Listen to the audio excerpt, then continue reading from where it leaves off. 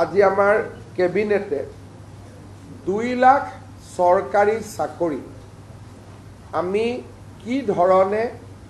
কেনেকৈ দিব পাৰিম এই বিষয়ে সিদ্ধান্ত ল'বৰ কাৰণে মুখ্য সচিবৰ অধীনত এটা টাস্ক ফোৰ্স গঠন কৰি দিছে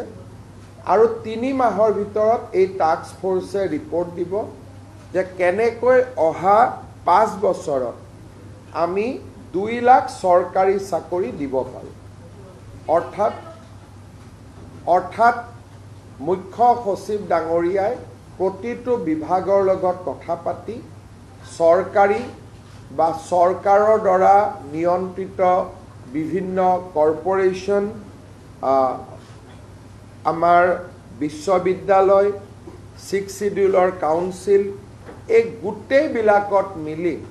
অহা 5 বছৰত আমি কেনেকৈ 2 লাখ যুৱক যুৱতীক চৰকাৰী চাকৰি দিব পাৰোঁ তাৰ বিষয়ে প্ৰতিবেদন এখন দিবৰ কাৰণে মুখ্য সচিব ডাঙৰীয়াৰ অধীনত এটা টাস্ক ফোৰ্স গঠন কৰি দিছে যাতে আমি আমাৰ যেটো অসমৰ যুৱক যুৱতীসকলকে যি প্ৰতিশ্ৰুতি আছিল তাক যাতে আমি ৰাখিব পাৰোঁ বা তাক যাতে আমি পালন কৰিব পাৰোঁ।